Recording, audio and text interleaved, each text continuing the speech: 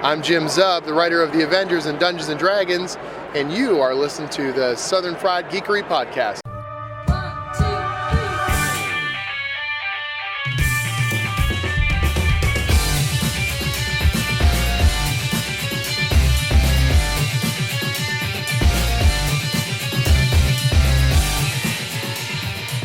So I guess Caleb's not going to be able to make it today. Yeah, he doesn't love us. He's tired of it. He's tired of all the work. Well, you know, it is a lot of work. But so, what do you guys think? You think we should go ahead and record a podcast without him? I mean, it can only be better, right? Yeah, Let's do this. Okay. No book reports. No book reports. All right. So, thank you guys for joining us again on another episode here of Southern Fried Geekery. We're on episode 21. Hello. Our Memorial Day special. Jerry, we're excited to be here today. Jerry's unsupervised. He's alone on his side of the table. Yeah. And it's already gone downhill. Caleb thinks he's not getting any work in because he's not sitting in. He's going to edit the shit out of it because we are just off the rails. I already see 5 things I can set on fire. Right? So, check us out on Twitter and Instagram and Facebook, all of our fun social media pages, and give us a like, give us an interaction. We're there to interact with you guys. Let us know what you want to talk about. I'm Craig. I'm Sean. And I'm Jerry. And let's record this, guys. Jerry looks so awkward over there without Caleb next to him. It's a weird spot. Like, I'm sitting in Caleb's normal spot, and I'm not used to it. And I have this, weird sense of responsibility sitting in Caleb's chair, and I don't like it. It's a heavy weight down your shoulders right now. I don't like it at all. You don't get to be the fun free-for-all, Jerry. You usually are. I got a good laugh out of this podcast I was listening to earlier this week, because there were, 50-something episodes in, and stopped in the middle of telling people where they could find them, and they're like, why the fuck do we tell people where they can find us? They obviously have found us, and they're listening to us right now. Yeah, but it's a good point. Yeah. Fair point, but we got those ones like, hey, what are you listening to? Yeah. But it was just funny, because she just stopped, in the middle of telling him, and like, why the fuck do we still do this? Well, I mean, I just told them to find us. I didn't even tell them where to find us at. Well, and it's also to ask for reviews and ratings on iTunes. Yeah, you can find this podcast anywhere you can locate podcasts, from iTunes to Podbean and Amazon Marketplace, not Amazon, Android. Android.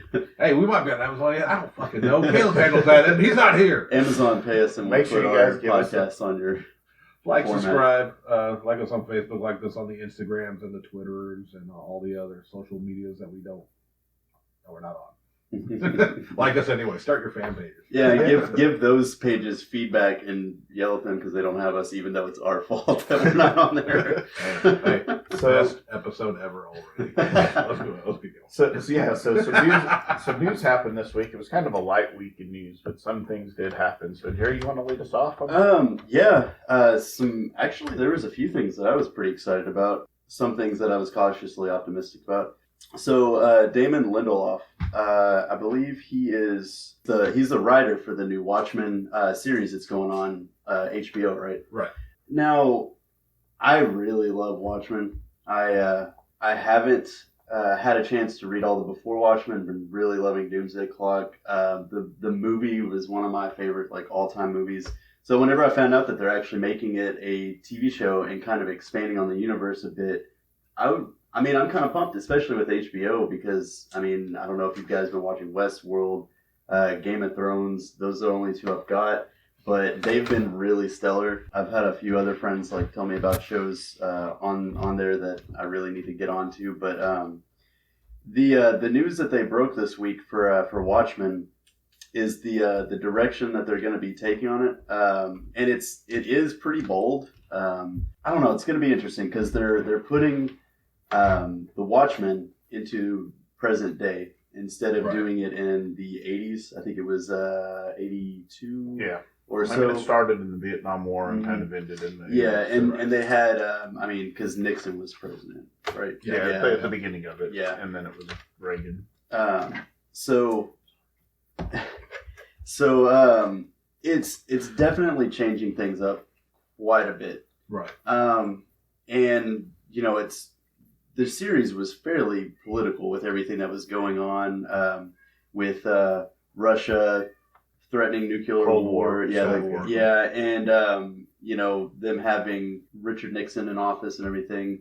So it kind of feels like they're sort of wanting to touch on, like, you know, our current world affairs and everything with it. I'm just hoping that it doesn't like lose that flair that it had, because there was just a lot of stuff to be said for superheroes that were around in that time, and there was just a lot of world issues going on in that time that were really, you know. Well, Watchmen kind of led us to the darker superhero era, and Absolutely. more of a grown-up superhero era. Well, it's that realistic look at it. If we did have superheroes in the world that Right. aren't, you know, that are just, they have their own issues, they have their own problems, and not all invincible. Some of them are just a dude in an owl suit that can fight. Mhm. You know, Well, so I mean, But I think one of the things they're probably, it sounds to me like they're doing, and this is just 100% speculation, is it sounds to me like maybe they're actually going to spin it out of the new Doomsday Clock.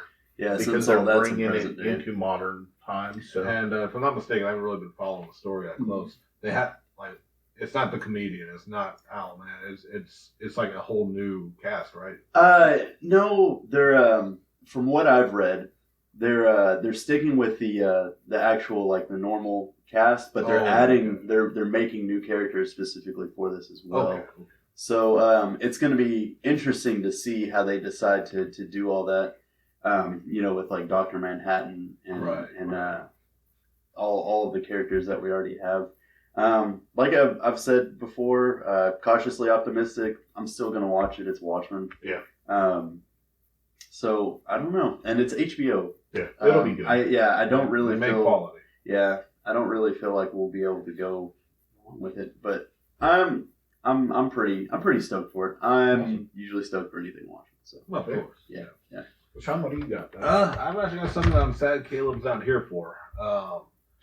For you kids that grew up in the 90s, might remember a Disney cartoon, and a show we've talked about here before is Gargoyles by Disney.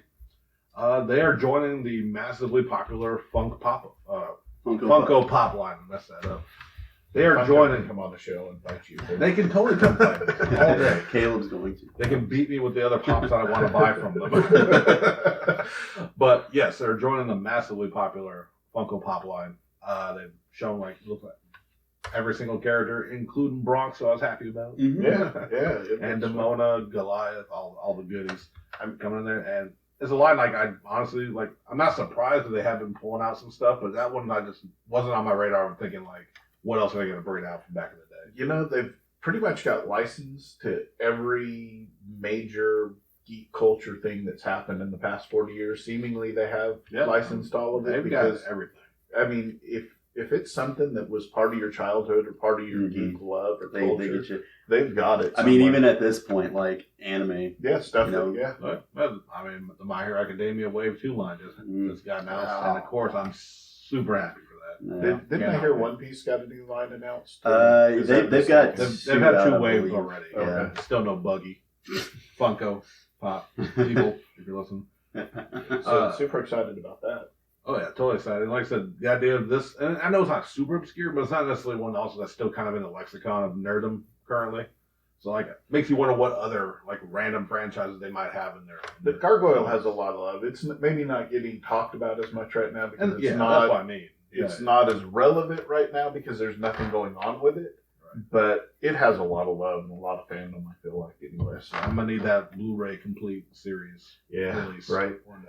So what you got, Craig? Yeah, so X-Men Red's having a little bit of a shake-up on their team. Not really. They're adding Storm to the team. with a new costume. Yeah, with a new costume. And I didn't see, is it Mohawk or not? No, Did you see no the- Mohawk. Sadly, no Mohawk. Yeah. That's my favorite. Storm with Mohawk is always the best. But, they've had the vampire version of Storm, I can't recall their name right now, has been on X-Men Red. So I'm wondering if they're going to keep both of them on there. I did not know that was a thing. Yeah, I alternate realities and X-Men are just a thing that happens. It sucks because I started picking up X-Men Red, and I guess I forgot to put it on my box and missed issue 3. So now I got to hunt that down so I can continue it. Yeah, it's been But that and X-Men Blue have been my favorite out of the new X-Men line. yeah. So what else you got, Jerry? So I think it was last month that a little Spielberg film came out based off of a book, Ready Player One. I don't think either one of you guys have seen it. So there was one little snippet in there. Like I didn't really know anything about it. It looked like it was pure like just fandom, like enjoyment with all of the little characters that they had in the background, and I was cool with that. I was like, oh, that's neat. But then they showed a trailer that had something in it that got me super excited, and that was the RX-78-2 Gundam. It's the original Gundam from the first series, the UC stuff. Well, and they had this awesome scene in it. Like, I'm going to just go ahead and spoil it because I don't think you guys care. But at the end, they have huge final battle. And you have, like, all the player characters fighting, like, all the bad guys' characters and stuff. And the big bad guy has, all these cheat codes and all these special items and shit that he can... So he pops this thing and turns into Mechagodzilla. And one of the kids earlier on, like, in the first scene, they're in this big war... And they get this item that lets them summon any robot.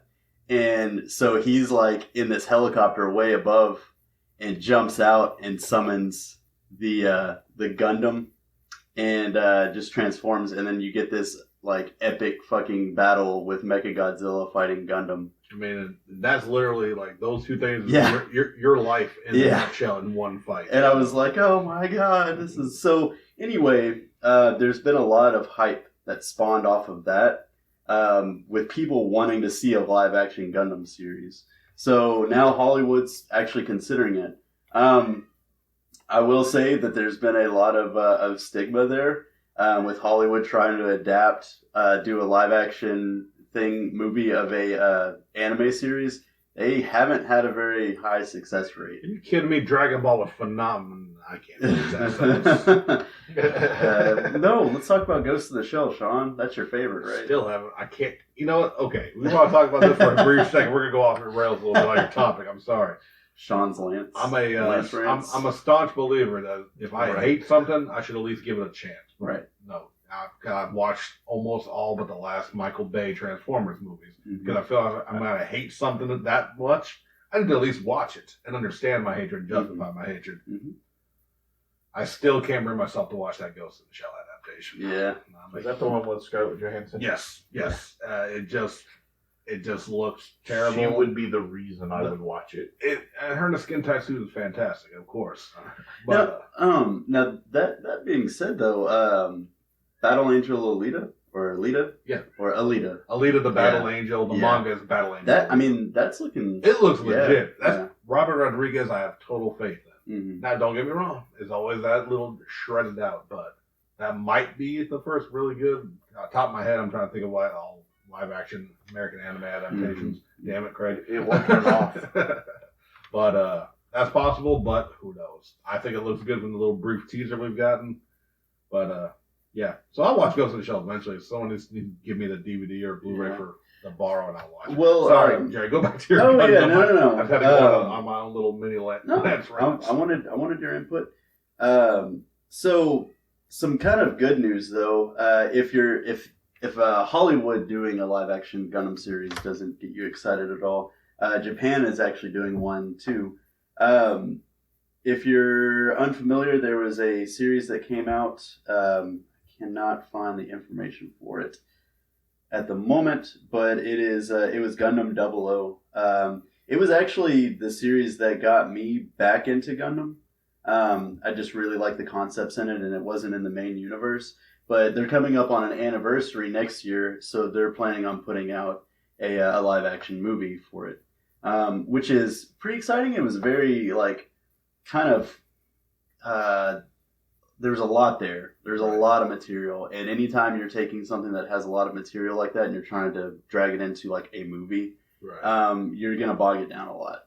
And another thing that like I've kind of had is, and I know you can totally relate with, is anytime Japan tries to do the same thing with the live action adaptation, it's not always great either. Yeah, and the thing with that is there's just so much unrealistic, crazy stuff going on in anime that they have to use a lot of CGI, and it kind of like sort of takes away from the feel of it. But the thing is, too, like I'm sure I haven't seen Ready Player One. That was Steven Spielberg directed, right?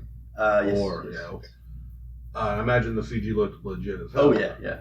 Japan can do it if they ever. It just doesn't seem like the production companies want to give them the budget to hit the Hollywood level CG that was required to make a true animated adaptation.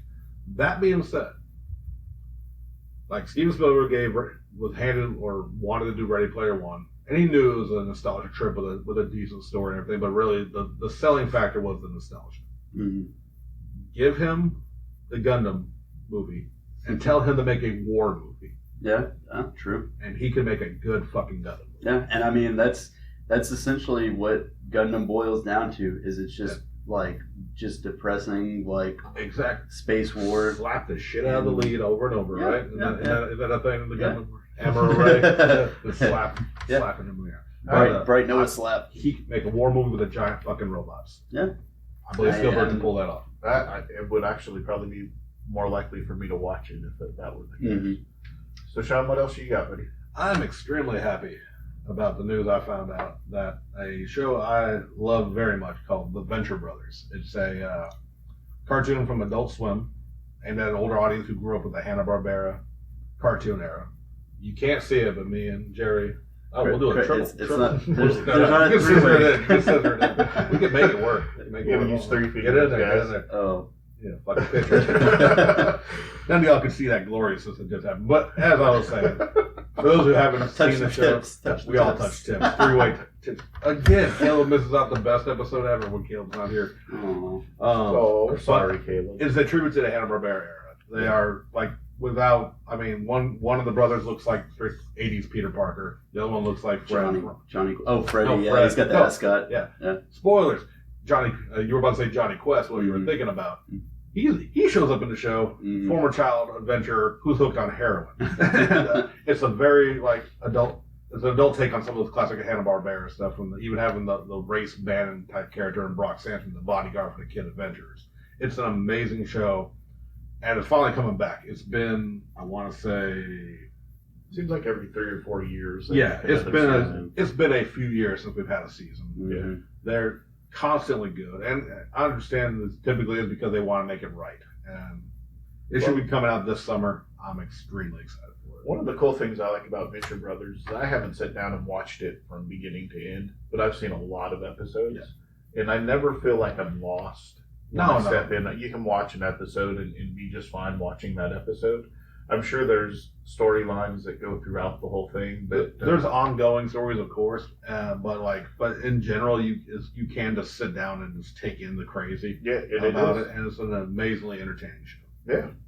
So then, the last thing I have is something I'm personally excited about. I know Sean will despise it, but Wolverine's getting a new ongoing series, which for me, I know that Wolverine gets overdone a lot, but I always enjoy the Wolverine ongoing story when it's Logan as Wolverine. I don't despise that he's getting the series back. He needs to be in the Marvel Universe. Yeah. In the comics, maybe that'll help with sales. I mean, anything that keeps comics getting bought is fine with me. Yeah. I'm not going to buy it. Right. And as long as we're not hitting back to that era, one of my favorite examples of how when I tell people Wolverine's just overdone. Wolverine's always the main focus. Like, no, not always. There was literally a cartoon called Wolverine and the X-Men. Yeah. The X-Men were his sidekicks in that. There was a comic book called that as well. Motherfucker. I mean, you could say what you want. I know. But that it was a good show. That series, that but the title series was great. The title was like they put away all pretense. And yes, Wolverine is his lead. And X-Men are his sidekicks. And Craig and I actually brought up the comic book last week when we were talking about Kid Omega because he was a big part of it. But I actually jumped on it because it was coming off of X-Force at the time. Really good Rick Remender X-Force run. And I kind of wanted to follow the characters in it. Right. And, they had Kid Omega, they had Kid Apocalypse, they had Gladiator's son, which I just completely forgot existed until this moment. Yeah. And Wolverine became like their teacher. Brood. Yeah. They had a Brood too. I forgot. His name was Brood. Yeah. He was just a child genius Brood. Yeah, and he was super nerdy, and he was always getting picked on. He felt really bad for him, and then some shit happened. And it was actually a really good series at first. It sounds fucking amazing. Yeah. It was really good at first. It kind of jumped the shark pretty early, or just kind of headed down some weird paths. But at first, it was a lot of fun. Yeah, I might dig him up for you at some point. That was pretty cool, actually. Yeah. Except for Wolverine. So some things happened outside of news in the past week, and there's one thing I want to touch on for a second. So it's going to be a short version of Lance Rants. I'm not going to go into any crazy thing. Jerry, I don't think you've seen Deadpool yet. Yeah, I saw it last Monday. Okay. So, and Sean hasn't seen it, but has been spoiled on this particular thing. So I talked to him Wasn't trying about too it. hard to avoid him. For the record, Deadpool, I want to see it, but it's not Infinity War. I wasn't stressing too much. Yeah. So if you haven't watched Deadpool, turn off Lance Rants because I'm about to spoil the opening scene for you, the pre-credit scene. Vanessa gets killed at the beginning of it, and the point of Vanessa dying is so that Deadpool grows as a character. Which back in 1999, Gail Simone, who is a wonderful creator, activist, woman's right, she's just fantastic for comics. She's fantastic for the world. She came up with the term fridging, which had to do with Kyle Rayner's girlfriend being cut up into pieces and put in his fridge. So, when that happened, she started looking, and I'm not going to speak for Gail Simone by any stretch of the imagination. That woman can speak for herself. But the whole term comes from looking at the situation and seeing how often throughout time male heroic characters have had their girlfriend or wife killed to let them grow and develop as a person. Mm-hmm. Okay? So now we fast forward to 2018. I'm not saying that sexism and feminism aren't things that are still happening and need to happen, and sexism, of course, needs to go away. Feminism, we need equal rights for everybody, and that's just the way it is. But you're living in a world now where there are a lot more female characters. And anytime you have an action story, whether it's a male or female lead, things are going to happen to the people they love as a driving force. It's a trope for a reason because it touches with humanity. Mm-hmm.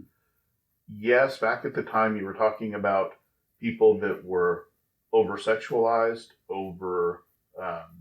they weren't really given a role other than to be fodder for that person's emotions. Exactly. Times I feel like have changed a bit, and I feel like people are making this big issue about fridging Vanessa in that movie because it's a successful movie and they want to draw attention to their cause. I think that they're taking something that's a very minor thing right now and they're making a big deal out of it. And anybody that knows me knows I'm for equality, I'm for social change in this country and for progression in this country. However, I think when you take something like this and you try to make a huge deal out of it, it delegitimizes a lot of the other causes. Yeah, it actually hurts the progression when you can say you want, if I don't mind me jumping in No, on please this do. rants here. Because we kind of discussed this a little Yeah. bit. You let me, I didn't even know this was going on. This was off my radar. But the big problem is this. People want equality, but they want that special treatment in a sense. And like in this case, you look at your average female lead, they want them perfect, strong, and like capable. Yeah. Which is nothing wrong with that, except the perfect part. Because they can't lose, they can't die, they can't have any flaws. Otherwise, they say it's just being held down. But like some of the greatest heroes that we've had, and granted back in the day, especially they were male leads, weren't perfect, and they're the ones we cared about. Like you can't say you want them to be treated equal, but they can't. But they can't die. They can't have these little flaws. They can't be human. Right. Like we'll go back to the Batgirl cover with Joker where she looks scared. I get why some people freak out about it. But heaven forbid that she showed a human emotion, that showed that she had a weakness that she could fight through to grow as a character. Yep. But you go back to like one of the greatest action heroes out there was in a movie called Die Hard. Right. We like Die Hard 1. We like John McClane because he was flawed. He was everything. That whole movie was him getting the shit kicked out of him as he fought, granted to go help his wife from the stress, as Will said. That's what we're moving on.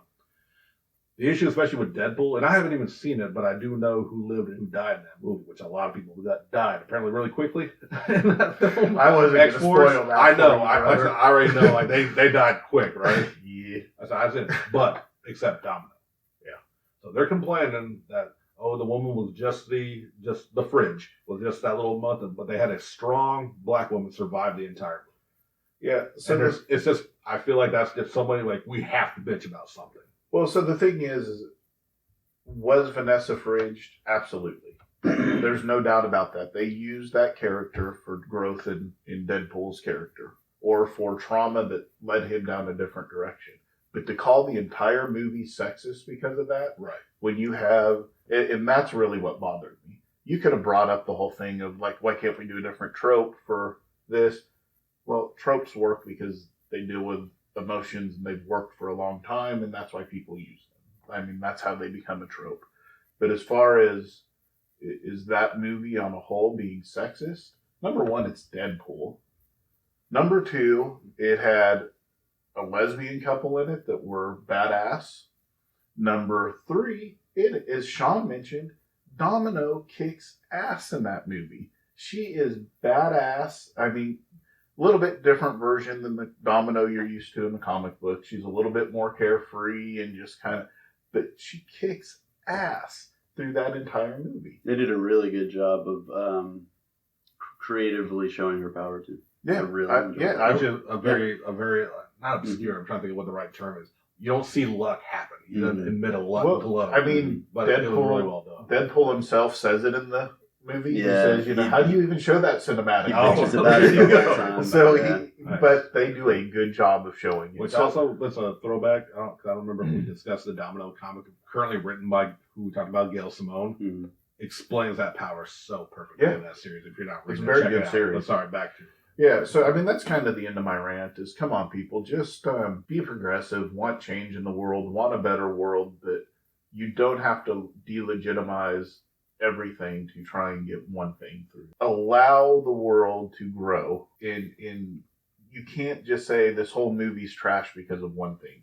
Even that one thing didn't make the movie trash. It played well in the movie. And one of the things, if you didn't see that coming, like even from the first movie. Because Deadpool is a tragic character. Yeah. And that's what I was also going to kind of throw in there that you brought that up. Maybe some people were shocked that they actually, because I was surprised when I heard about it. Mm-hmm. Like, wow, they actually are bringing in a little depth into Deadpool instead of just wacky fourth wall. As soon as he had like the happy ending at the very end of the movie and got the girl and everything, I kind of figured that they were going to have to open up the second movie with some kind of tragedy happening. So, I mean, I wasn't surprised. I wasn't mad about it. But I wasn't surprised really about it either, Well, I was going to say that the whole thing, this one starts off on that same vibe, but it really doesn't because it's Deadpool, so it gives you a start and then a flashback. Mm-hmm. If you didn't figure out what was going to happen by the opening very sequence before he goes to the flashback, I mean, I knew as soon as that happened what was coming. Yeah. I think people got mad at the movie, made them think and feel more than just laugh at silliness. One little note to end on. Does anybody remember the name of the villain that stuffed Kyle Rayner's girlfriend into the refrigerator? I do not, actually. That's not. I read some Rayner back in the day, but not that. Yeah. It was Major Force. Oh, okay. Yeah. Yes. Yeah. Actually, I do. As soon as you said that, I was like, that's right. Mm-hmm. If I just want to, one last little thing, people, and if you're listening out there, and if you don't agree with us, that's perfectly fine. You don't have to. I've just always believed that, like, I want more representation. I want more equality out there. But you have to understand that true equality means that characters can have flaws. Just like the a woman character can be strong and run her own ship, but she can show emotion. She can show weakness because that's how you overcome. That's how you grow as a character. True equality, whether it's a black lead character, a female lead character, whatever. They don't have to be perfect, unstoppable things. That's boring. Let's be real. Okay, so, speaking of flawed characters, another movie came out this week. And I don't think you guys have seen it yet, have you? Star Wars? I was going to see it either this afternoon or tomorrow. Okay. But, again, I had everything spoiled. But I'm not going to spoil anything. I'm just going to talk about it for a second. Star Wars, Solo, a Star Wars story. As everybody knows, I had reservations about this movie before it came out. Still have reservations coming out of it? No. The movie's fantastic. Yeah. It really is. It's got a very Blade Runner kind of vibe to it as far as it's real gritty and dirty. It's what you expect out of that era of Star Wars. You see the Empire as corrupt as it's ever been, which is one of my favorite things about the anthology so far with Rogue One and Solo is you actually get to see people having to survive during the Empire era, and so because all we ever saw before was the rebellion fighting them, Mm-hmm.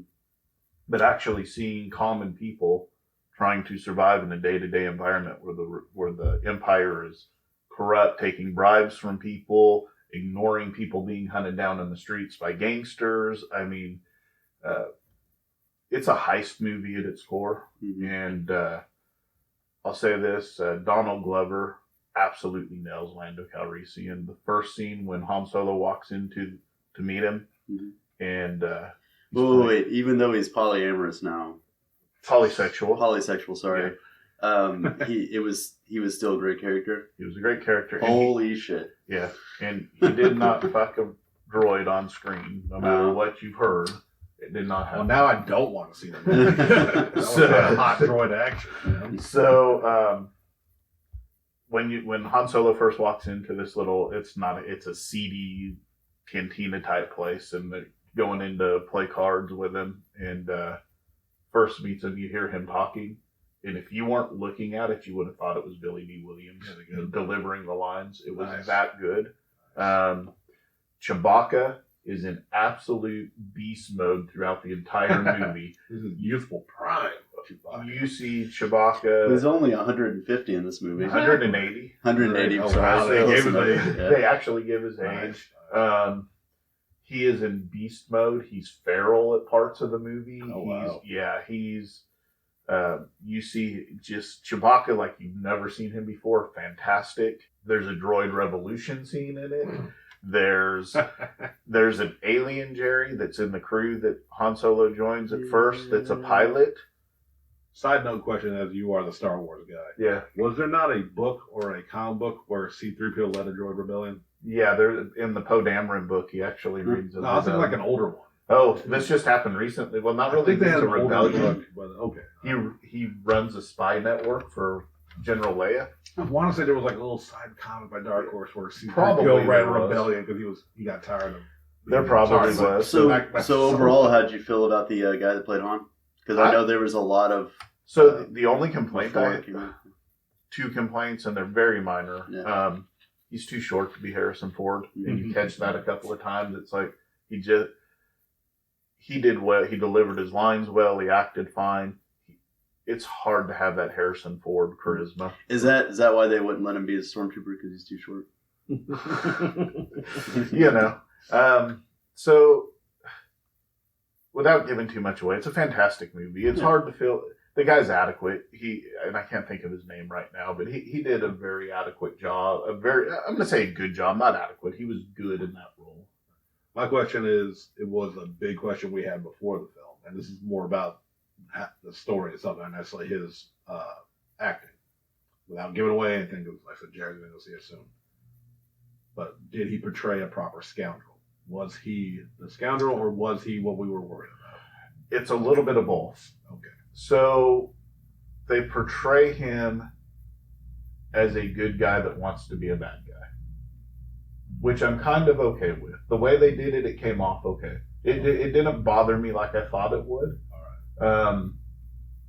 It's really that he's and without giving too much, there's Right, some of things course, that of if course. they make sequels to the prequel to the sequels, in other words, if they continue this solo series, which they kind of leave it open that there could be more, there's some development that can still happen based on what happens in this movie. Okay. So if they play it right, it still could be the Han. He's very much the Han that you know, Okay. but it's almost like it's a little too soon for him to be that Han. Basically, because they show his backstory and where he came from as not a kid, but as a young man, and there's an extremely cool cameo in it, which I'm not going to reveal. The only other thing I'm going to say is I made a bet with Matt Dykes that it would break $1 billion. So get out there and go watch it.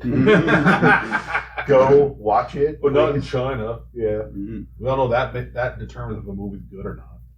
yeah, because Star Wars always sells in China. So, anyways, go see it. Is it my absolute favorite Star Wars movie? No, but it's a very, very, very good movie. And like I said, if you took it and didn't make it as a Star Wars movie and just made it as said, "Hey, this is a science fiction movie," you would love it. Okay. So That's kind of how I felt going into like the trailers and stuff, like because I mean that's how I go into a lot of like Star Wars in general. Yeah. I guess is like as long as I'm pleased with like a great science fiction flick, I'll be fine. You know, I'm not. I can claim as much as I want to really love the expanded universe and Rebels and the Clone Wars and stuff like that, and really know a lot, but. I mean, honestly, I just like an epic space story, like when it's all said and done. And this is great. It, like I said, it's a high story that takes place in space. And I said Blade Runner, but I would almost also say Firefly, Serenity, because it's got that kind of cowboy game. You know, there's a scene that's very close to an episode of Firefly when they're when they rob the train. I've watched it one time. I'm not huge on that So- Firefly bandwagon. It was good. Yeah. I've only watched So the there, series you know, once. there's the episode where they rob the train. Where Yeah. there's an entire train robbing scene in this. And it's amazingly done. So it's really good. Again, favorite parts for me were Lando and Chewbacca, and the alien that plays the pilot is fantastic. I think Jerry will get a real good kick out of that. I'm so He's stoked. got 4 arms. Yeah. And yeah, he's funny. It's good. So, all right. So moving on. This is Memorial Day weekend. We're actually recording the Sunday before Memorial Day. As you guys know, comics have a rich history of military inclusion and dipped into experiences and politics and military action since the 20s and probably on before that. GI Combat and Sergeant Rock. I mean, it's just been around forever. Yeah. I mean, there's so many of them, and I can't even think of all of them off the top of my head. But let's talk a little bit about each of our kind of favorite war comics. Well, Jerry, what do you know? War characters. Yeah, is that's pretty fine. good. Okay. I mean, whatever you want to talk He who about. was not here clearly said war character. It actually says series, franchise, or character. So Yeah. Okay. So you've heard me talk about this character, and I really like him, and just the whole character story arc that he's gone through, and just all the changes. Flash Thompson. Yeah. Eugene Flash Thompson. They call him Flash. Do you anybody want to take a stab at what his first appearance? What issue his first appearance was in? I'm going to say like 4. For what? Amazing Spider-Man 4. It wasn't in Amazing Fantasy 15, was it? Yes, it was. Really? Wow, it was in the very first. I didn't know. Yep. So if I'm basically SOL if I ever want to get his first appearance. I believe in you. So Flash Thompson was created by Steve Ditko in Amazing Fantasy 15. He started off as a high school bully. You know, that standard like bully to Peter Parker. They got into like a little scuffle once after Peter got the spider bite and everything, and it only took Peter like dodging his hits and then tapping him once to knock him out to just turn Flash into one of these like just calling him names, and he was calling him like Puny Parker and stuff like that. And it was always kind of funny because Flash was the biggest fan of Spider-Man. So Peter always found it kind of funny, like my high school bully is my biggest fan. At the end of Steve Ditko's run, he was kind of, he was still just like a buffoon, basically, just still a bully. John Romita Sr. Took over as the artist, and they kind of changed his persona a little bit. He just became more all-American, and eventually, when Peter and Flash graduated, they ended up going to the same college, and then kind of becoming more friends, having that sense of camaraderie and everything. After they were in college for a while, Flash ended up joining the United States Army and served in the Vietnam War, which was actually retconned just because of Marvel's time sliding scale. Because, you know, nowadays you're like, oh shit, Flash was in Vietnam War, he's like fucking 80 or something. Yeah, you know? Right. But That was, and honestly, this is one that I didn't even know about getting into this. Most of my backstory knowledge of Flash Thompson comes from me reading the Venom series that he was in. And all I knew is he had maybe an alcohol problem or something like that. He had been to war. But it turns out like what all of his bullying and everything comes from was his dad, who was like an alcoholic and abusive to him and everything. So I guess he kind of he didn't want to go down that same route. So he ended up going into the Vietnam War. There was some really shady stuff that went on. I mean, as you know, the Vietnam War was really fucked up as it was. Oh, yeah. But there was this thing that happened where he got injured and found by this tribal sect, and they kind of healed him and everything. And whenever he made it back to his troop and everything, he found out that their next mission was to bomb this sect to get out at whatever. So he tries to stop them and everything, and to no avail, and it ends up happening anyway. And he ends up going back home as a decorated war hero. It changed him. Instead of being a reckless and immature youth, he was tormented and conflicted over not being able to save those people. And since he had no comfort in his military decorations, he turned to alcohol, which was, his dad's really big problem. They had a lot of really crazy stuff that was happening where, like, someone from the Klan came and tried to assassinate him. And then he had bits with Hobgoblin taking revenge on Spider-Man by abducting Flash Thompson. And it was just, for a long time, there was just a lot of really fucked up stuff. Flash, he got, I think he was in AA and got picked up by Norman Osborn, who he was doing like an internship or something with at the time. And Norman got him drunk and faked a car wreck to like try to kill him. Oh, wow. But his physical resilience, he survived.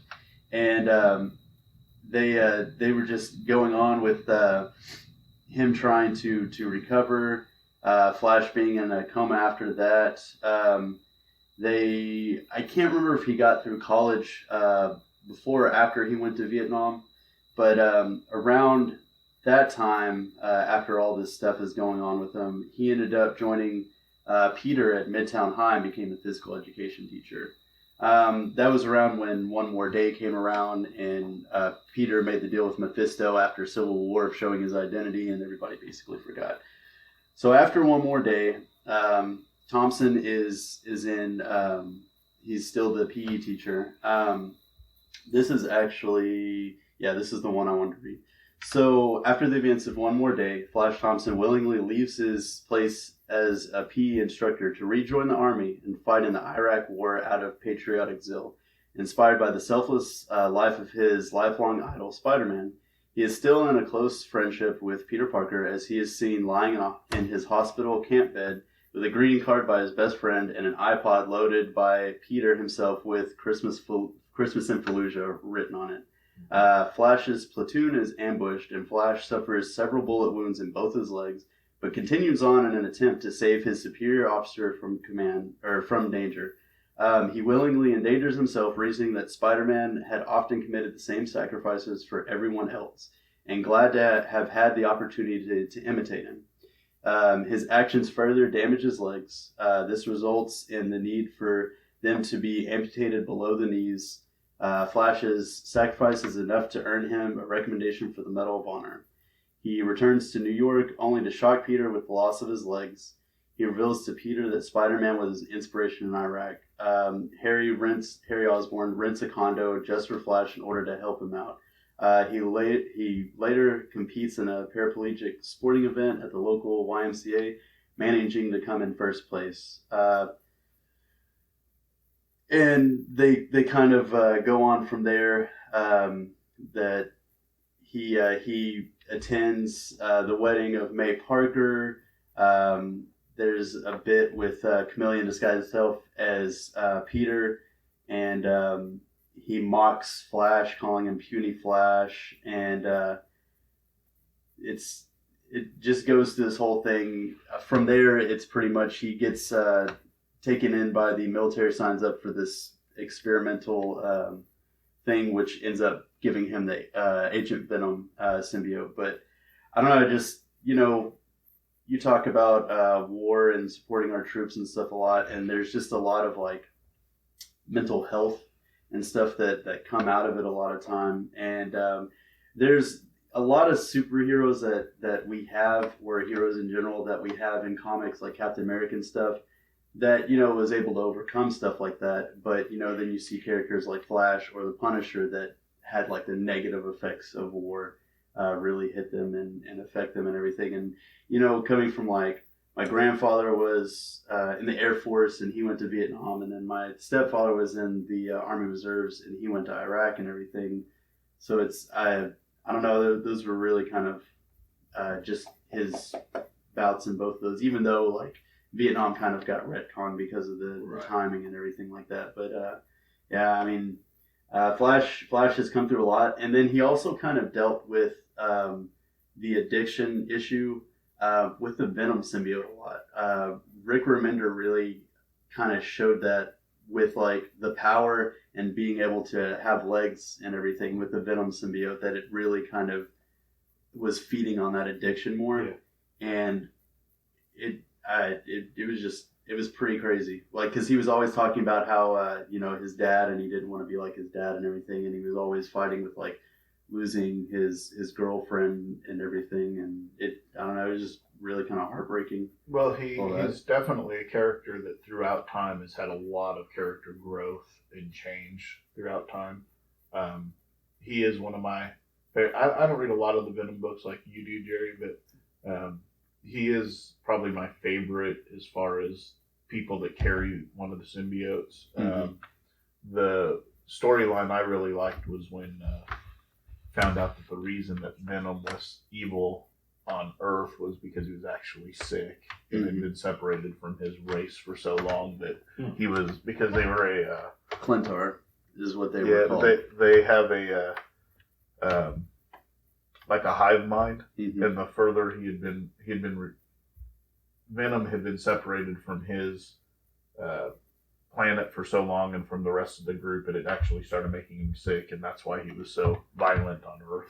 Yeah, and it was also a little to do with, like, after everybody that he's Bond, it takes a little bit from them. And, I mean, being Eddie Brock was the first one, it took a lot of, like, anger and primal emotions and everything like that. And then, so by the time I got to Flash, he had a lot of, like, kind of control problems anyway. So, I don't know, it was really kind of interesting to see that. Yeah, it's been a good story. It's been a fun journey. Yeah. And I mean, he's essentially kind of more or less come out on top at this point. For a while, he was helping Mania, which whenever he went, I think he went to Philadelphia for a while, and he was a PE teacher there, and ended up meeting this girl who was his neighbor, and her life was in danger because of him. So his symbiote actually stretched out onto her, and so she ended up getting her own thing. So for a while, he was kind of mentoring her. So he's more or less, he's making, everything work. And he's even had the anti-venom symbiote, which I don't feel like we'll know. We don't know yet what's going on with that exactly until like after this current Spider-Man runs over, because he's popped up in it too. But I mean, through all the trials and tribulations that he's gone through in war and everything, he's definitely overcome a lot. Yeah, and it shows the effects of PTSD on people. Yeah. So yeah, my book is the Nam or the Nam, however you want to say it, from Marvel. It was a book that was introduced to me by my brother John and his friend Doug. They picked up the trade paperbacks and brought home the first couple of them. And it's a Marvel comic. It was released in 1986 and ran through, I want to say 1992, 93. Obviously a Vietnam era war story. What was really cool about first of all, it was created by Doug Murray and Michael Golden, and it was edited by Larry Hama, who I think you're going to talk about here in a minute. A little bit, pretty. Yeah. You know, Larry Hama is obviously a Vietnam vet, so he had a lot of insight on editing this book. But the book itself centers around a young man, Edward Marks, who it starts with him. I don't remember if he's in boot camp or if it starts with him actually landing in Vietnam. But each issue is a real event that happens in Vietnam. Oh, wow. And each issue takes place 1 month after the previous issue. So 12 issues is his entire tour of duty. So it goes and it has battles. One issue may be some battles that happen. The next issue may be Vietnam soldiers, American soldiers interacting with local Vietnam people and how Vietnamese people and how that affected them. And then one of the really poignant parts of it for me was when he came back home after his first tour of duty and saw the way soldiers were treated in America during that time. And, they're over there fighting and dying. People are living a normal life, but then you have people protesting and are being, just basically hateful to soldiers that are just over there doing their job. Yeah, there were some, obviously, that, did bad things, but for the most part, they're over there doing what they're told to do under the orders that they're being told to do. Mm-hmm. And he couldn't really deal with that, so he signs up for a second tour of duty and goes back. It's just a really good look at how war affected not just U.S. soldiers, but soldiers during that era and during that particular conflict. So, it just goes through all of these different things. It really gives you an insight on how soldiers dealt with not just the circumstances daily in Vietnam, but how they dealt with it when they came back home and in this case returned. As the book went on, it got to near around 100 issues. They actually brought the Punisher into it, which, because the Punisher's backstory is that he was a Vietnam War veteran. Right. To me, it kind of felt like they jumped the shark at that point. I didn't read those issues, but you had a book that was separate from outside of its own Marvel continuity, and it dealt with real life, real issues, and then you bring a character from the Marvel universe into it just to tie it into the Marvel universe. It was kind of, probably needed some sales or something at that point. I don't know. But for me, this book has always been one of my favorite war books. Michael Golden was an amazing, still is an amazing artist, but back in the 80s, he was top of the line for Marvel Comics. He created Rogue and a bunch of other people, but did X-Men books, but I think he did the first 10 issues of the Man. I really wish Marvel would put this one in an omnibus. I've been saying that for a long time. I really would like to see this in a collected edition. You can buy. I think they just re-released the Punisher era of it in trade paperback, but they have never, as far as I know, released an entire omnibus or 2 or whatever it would take to get through 100 issues. But, right.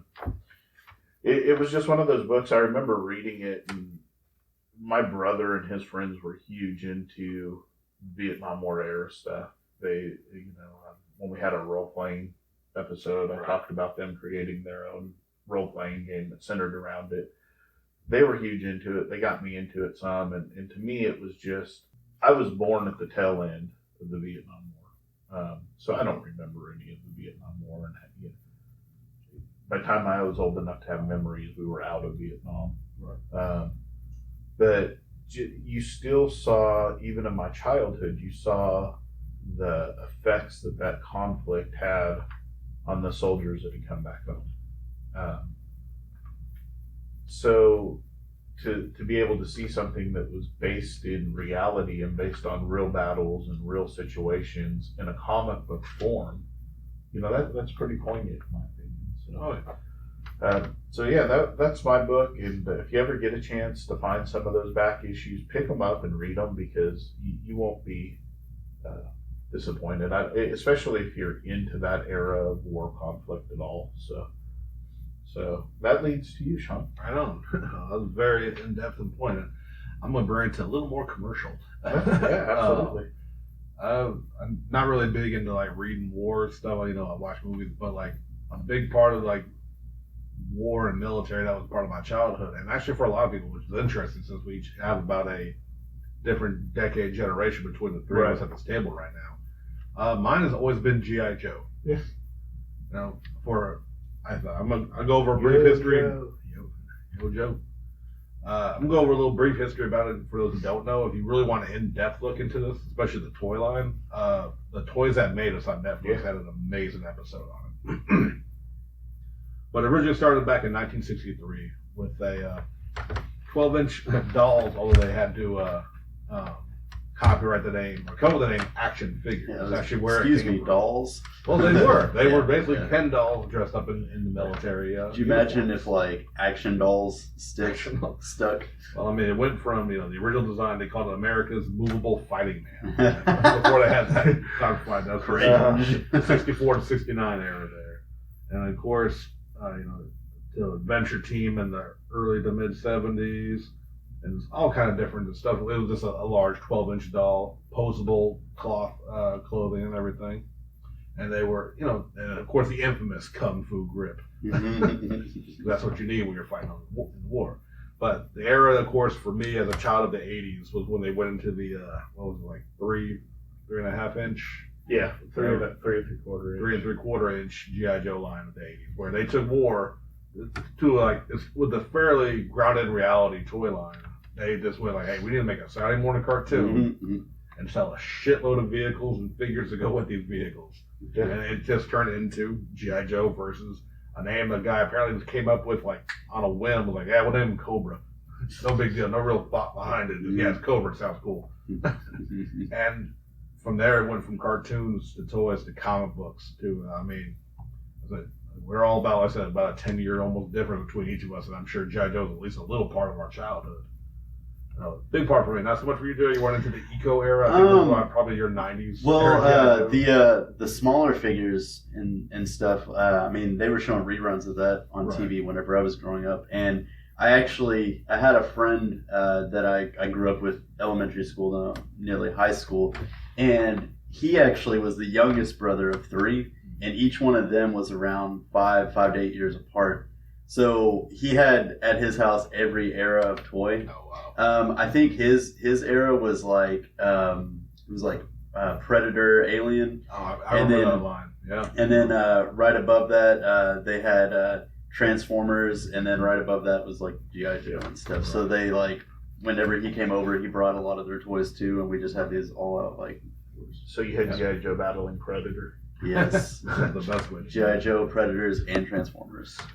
Yeah, so for me, I watched the cartoon because even though there's an age difference between us, it's not huge, and you were probably in, I'm going to say, elementary school. I started the 80s, January 3rd, 1980. So like when we find out what time that actually happened. I would say you were probably in elementary school, and I was probably in middle school when it happened, when G.I. Joe came out. So 82. So actually, when G.I. Joe first started, you were 3 3/4. I was 2 years old, but it was still a big part of my childhood. And you were into like 82. You were like, I don't know what to give up. Thundercats. Boo! Thundercats. Boo! No, but I watched Transformers and G.I. Joe and Thundercats and all of those shows at that time period, but. G.I. Joe is a big part of my childhood as well. I didn't collect the action figures, but I didn't read the comics. I did watch the cartoon. I don't know. And like for me, it was I had the toys. I had the of course watched the cartoon, had the toys, and it was exaggerated of course, but like a lot of the vehicles are based on real technology, like real vehicles in real different armies and represent all the different branches of the military too, which is always kind of cool. And from everything, just like everyone knows Snake Eyes, which going into the comics, the accidental, like what became the seminal issue for all G.I. Joe was an accident, was the silent issue. Yeah, it was supposed to have dialogue, but they forgot to put in the word balloon before it went to press. That's amazing. If anyone didn't know that, I did not know that. Yeah, it wasn't intentional. Oh wow. And so and they've gone. The comics are still going to this day. Yeah. And like I said, it had everything from the original 12-inch doll story, which is ground reality, to the sci-fi fighting terrorism of the 80s, and to the okay first movie and terrible second movie that came out here in the recent 2000s. one. First one was solid. Yeah. Second one, they lost it. Yeah. But, it's always been a big part. And like I said, not big war. I watch war movies, of course, but this, you talk about military comic books or toys or stories, it's like, for me, it's G.I. Joe. Well, because the real American hero. The real American hero, the reason we are drawn to it is because it was based in fantasy.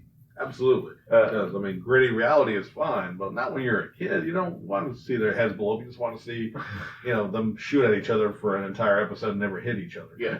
Just blow up the mountainside next to them and they run away. And apparently, you always know who the enemy is because they yell They yell Cobra. They give away every time. It's a battle cry. Also, red lasers. Yeah, red lasers. Heroes always had a blue. Yep, blue versus red. And the more you know. And no one is half the battle. Yeah, no one is half the battle. So yeah, I mean, it's a big part of my life too. It was, again, the original action figures had to do with reality, and you only had the four. You had, I don't think they did a Coast Guard, so you had Navy, Air Force, Marines. I think they kind of put like a comic Coast Guard thing with the Navy, though. Yeah. It was general. You just had 4 figures to represent each of the branches. And actually, it was the same figure with different costumes. Really, what it was. And the infamous scar. Yeah, the scar. Yeah. So, yeah, it was good. Anything else you want to add about G.I. Joe? Like I said, it's still like one of those days, like you mentioned, you talk to anybody, especially from the 80s, with the 80s line, because that's definitely what's near and dear to my heart. Right. They had like a million characters, all like, so, which, I know Larry Hammond did the comics. Did he actually have anything to do with like writing the bios for the figure? I want to say yes, but I might be wrong. So Larry Hammond actually created every character and every backstory for every character.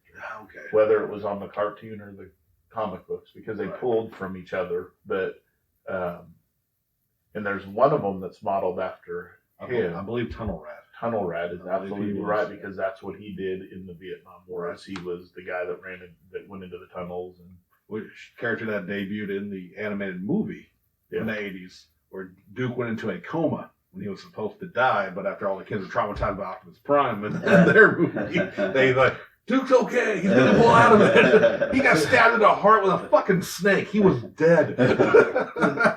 So that's the only thing that I wish is on that show about the toys that made us, or whatever it's called, that when they did the G.I. Joe one, that they would have given Larry Hamill a little bit more credit for it. Because he was in some interviews, but I don't think they really pressed how much he did for it. Yeah, I mean, because without the comics, you didn't have the rest of it. He was charged with recreating this toy line and making it viable for a future generation, because it was G.I. Joe was dead, but with the success of other action figure lines, Star Wars. Right. People were looking for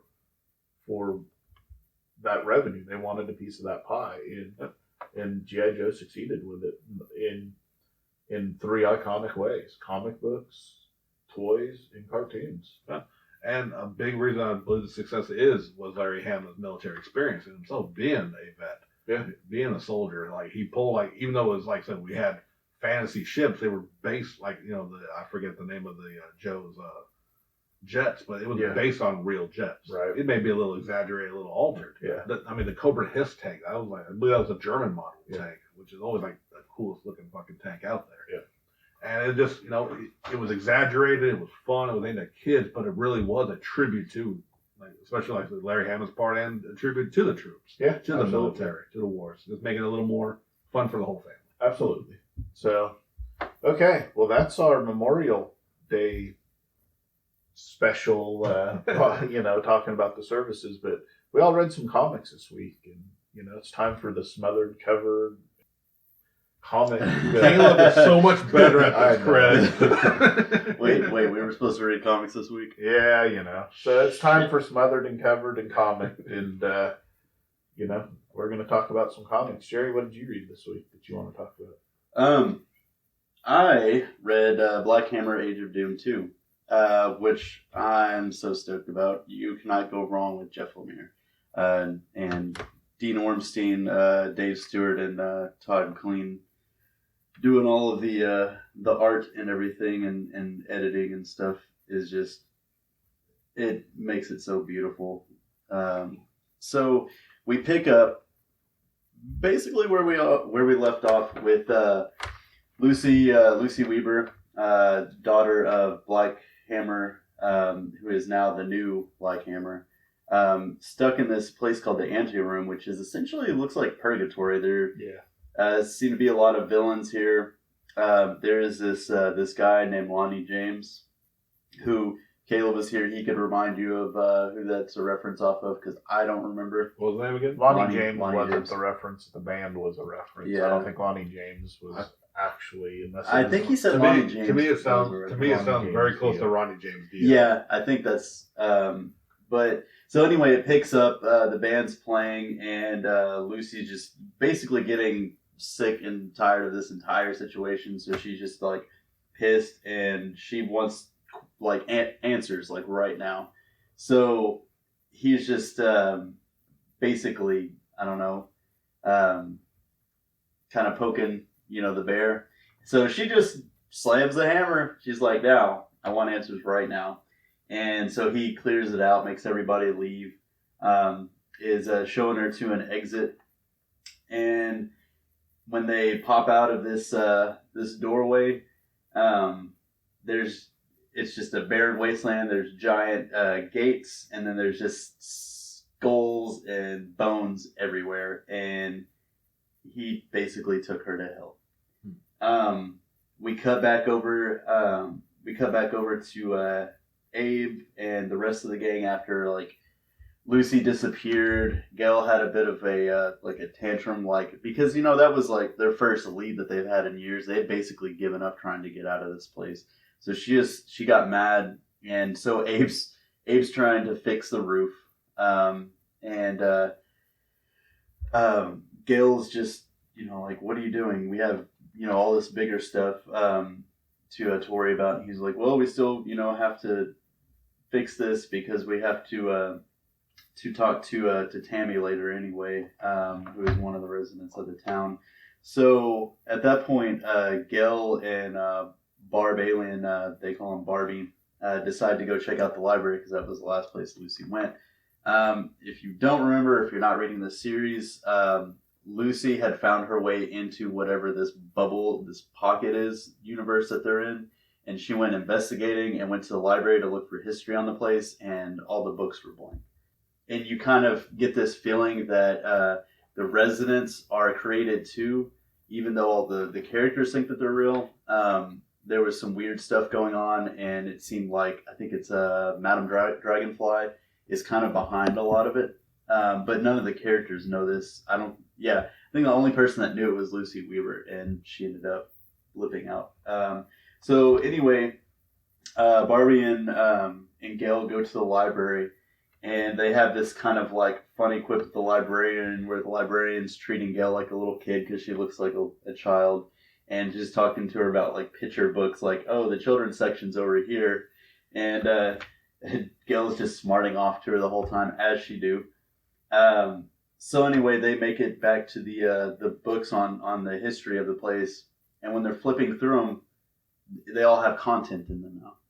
There's it has like history and stuff in them. So they're like, "Well, this is weird. These aren't blank at all." So they decide that they want to kind of like look at them more thoroughly and stuff. So Barb starts putting it in his jacket, and she's like, "What are you doing?" He's like, "I don't have a library card, do you?" So they essentially like just in this act of rebellion steal these books and like head out. And on the way out, the librarian's like, "Oh, did you find anything?" And they're like, "No, I think some hooligans stole some of your books though, because the ones we were looking for were missing." So then it shoots back over to Lucy in hell, and as she's trying to take in like what the fuck this place is, Lonnie James slips back through the gate, and he's like, "Oh, you shouldn't have trusted me. I'm a conniving bastard." And then the portal disappears, leaving her stranded in hell. She's wandering through, and of course it's how you expect, with lava, fire everywhere. this zombie ass looking person floats over to her, and he introduces himself as Jack Sabbath, and he used to run I guess a supervillain group. Jack, yeah. We were like hitting JoJo levels of music. Right? Pretty close. So he introduces himself as Jack Sabbath. He was the leader of the Liberty Squadron, which at first I was like, oh, superhero group? Why is he in hell? But no, it was a villain group. And of course, I'm guessing he looks zombie-like because he's been in fucking hell. So as they're nearing this like canyon, he's just kind of talking about how he feels like he could have been a hero in another life. He feels, and they get to this whole lake of fire, and who would you but expect to come out? It's fucking Satan. So you essentially find out that he left. Lonnie James left Lucy Weaver in here as kind of like compensation for something that he had done, and he already knows who she is, and he pulls up this cage that seemingly has her father in it, and you're like, what the fuck? And she's just like freaking out about it, like, Dad, what's going on? And then she kind of catches on, like, oh, this is a fucking trick. There's no way my dad would end up in hell. And it turns out that it is a trick and he's a demon. Meanwhile, all these other demons are kind of gathering around, and she's wanting to get out of here. She's, enough tricks, I want out of here now, and I am not going to ask again. And he's basically like, oh, you have no right to demand anything. I make the rules here. And she's like, you know what, motherfucker?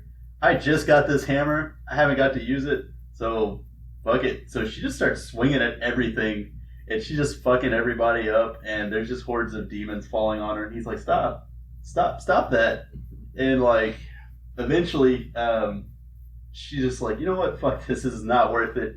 So he sends her away, and she's like, you know what, but I'm taking Jack Sabbath with me. And so he's like, yeah, opens up a portal, and they vanish and pop back up, and we have Barb Alien and Gel sitting outside the library, and they're kind of talking. Gel ends up she's kind of talking to Abe, or not to Abe, to Barb about his sort of like relationship with like how the preacher, because you basically found out in this story that he is gay, and if with everything that's been going on and then being stuck here, they've all kind of found different ways to kind of live with it, and he was always kind of like found this interest in this preacher, and he kind of felt like they were vibing, and whenever he tried to sort of come out, the preacher kind of like, oh no, I think you should leave type situation and everything, because this town is sort of based in that time period where like it was really frowned upon. So with him saying that, and she's like, well, he's there, he just doesn't know it, maybe he's afraid of what he is. At that point, Gail's kind of like, well, I need to tell you something, before we got sucked in here. She admits her that she had a relationship with Sherlock Frankenstein, which, if you read Sherlock Frankenstein, it was great. Totally recommend it. Lucy Weaver found that out in that book. So, they kind of have this like really heartfelt moment. Barb keeps joking to her that Sherlock Frankenstein was a zombie, and she's like, he wasn't a zombie, he just used that to be scary for his supervillain persona. And so they just kind of end on somewhat lighthearted note. We shoot back over to Lucy Weaver and Jack Sabbath, and they pop up in this place, and shit is definitely awry. There's like giant floating fish and numbers and weird eyeballs and stuff everywhere, and Jack says, like, his first words are, oh shit, and Lucy says, oh shit, what do you mean, oh shit, what now, Jack? and he says, I think I know where we are, kid, and it's not closer to home. And a person's standing on top of a hill that's cloaked says, "Greetings, travelers of the night. Welcome to the land of Nod." Do you guys know of the land of Nod? That sounds familiar. But... It is a biblical reference, and it's actually the place that Cain was sent after he murdered Abel. He was sent to the land of Nod, and it's just supposed to be this really messed up place. It's like always dark and just, violence, murder. But anyway, this character just says, "Welcome to Dreamland," and that's the last page we get. Yeah, so my take on that last page and on the land of Nod, which you're absolutely right. That's where Cain was sent. Is it's a nod, no pun intended, to Dream from it's Sandman. Oh yeah. That's it's the even first. drawn very similar, and the fact that Cain and Abel are both in Dream's world in the Sandman comic book. It's kind of a nod to that. So it's going to be interesting to see what Jeff Lemire does with a similar character, even though I don't expect him, probably an issue or two would be fine. Yeah. So I'm pretty excited to see where it goes from here, but now I have to wait till June 20th. So yeah, that kind of sucks. And it kind of answered our question. I thought we were going to have a Black Hammer book and then that book separately, but it seems like they're happening. Yeah, both of them happen. So eventually, Lucy's story is going to intervene again with the people stuck in the town. So then we're gonna get back on that. But because they still have Dr. Star going on right now. Yeah. To me, this is the there's is there another? Because I think he said he had 4 side stories. Yeah, right now we've only got we've got hers going on the side. We had Frankenstein and we had Dr. Star. So the Dr. Star one's pretty good. To me, this is kind of the Jeff Lemire universe that he wanted, that he's been trying to create for a while. So I'm kind of excited to see where it all ends up. So yeah, good book. It was one of my favorites for this week. I've had absolutely no complaints about Black Hammer. So Sean, what did you read this week? The book I read is not what I've talked about very much because, to be honest, it's been okay. But honestly, it wrapped up pretty decent. It's Hit Girl, Mark Millar's Hit Girl. If you know anything about from either the movies or the previous comic runs, Hit Girl is a young girl that was taught to murder efficiently by her father for criminals. And she's from the series Kick-Ass. Yes, from Kick-Ass. Sorry, thank you. Yeah, from the Kick-Ass movies and comics. And she had one run already. This is their second run. It's been so far, we're 4 issues in, and they are kind of confirming they're doing a world tour with this. Because it started off right off the bat, she jumped into Colombia. Shout out. Which, as anyone knows anything about Colombia, which I'll never go visit my relatives, it's a crime-ridden country. But she goes in there. I believe she saw some reports, or was it a request? Craig, I know you're reading it too, or at least you were. To come down to Colombia to help stop this crime in a specific city. Yeah, I don't remember what drew her there, but yeah. And like as I kind of stated, it's been okay. It's had some action, and she's basically been. The long and short of the story is she got down there. She basically made one of the gang members her bitch, and has been using him to kill his gang. And very creatively so, some decent kills, and it wraps up nicely to like you don't know if he's ever gonna like. He seems like his name's Mono. Mm-hmm. He's a criminal for sure, even a murderer. Mm-hmm. But like you see, there is some good in him, as there are with a lot of Latin gang culture. How there is his familia, and a lot of stuff like that. And they've been using his little brothers in the gang that she's making him take out. And all of this has basically led up to the woman that she's helping this whole thing for. Mono had killed her son. So after wiping out the gang through much violence, much carnage and so violent. And finally, this is like basically what we've been wanting, and it's been okay up until now. After they take out all the gang, she delivers Mono to the woman, and who he didn't even remember killing her kid. It was just random, like I need to test my gun out, basically kind of thing. Jesus. And what I thought was pretty creative, like she put the gun in the mom's hand, she had it drawn, he was ready, he accepted that was going to be his fate. She couldn't do it, which the girl knew she couldn't because, like, she's a good person. And she knew there was no way. So she drops Mono. So Hit Girl drops Mono off at the gang headquarters, who proceed to blow the shit out of him, killing him off, and then Hit Girl finishes off the gang. The mom who lost her son to Mono actually adopts Mono's little brother, who was just in the beginning to be initiated into the cartel. Mm-hmm. So there was still kind of hope for him. It's like a decent ending to an okay story. The reason I'm talking about it was after Hit Girl goes to her Russian weapons contact who fucked her. She wasn't happy with how it turned out, and he's a piece of shit anyway, so she gutted him. And he's sitting in the corner with his intestines hanging out. And she's got a globe, and she's just like, where to next to fight crime? Because if you follow the stories, you know that her father died. And so now she's just been running rampant fighting crime. Well, she was wanted in the U.S., right? So, I'm sure. yeah, she broke out of jail, I think, at her last. I think you're right. It's been a while Kick-Ass since I 3, read I think that. she broke out of jail. So she spins the globe, and it stops on Canada. And I was like, All right. okay, so it's continuing, and as I said, it's not been a great run. Mm-hmm. But after you find out she's going to Canada, there's a huge splash page of the next issue, which is a new artist now, Eduardo Riso. Up until then, it's been a artist named Ricardo Lopez Ortiz. But the writer is not Mark Millar.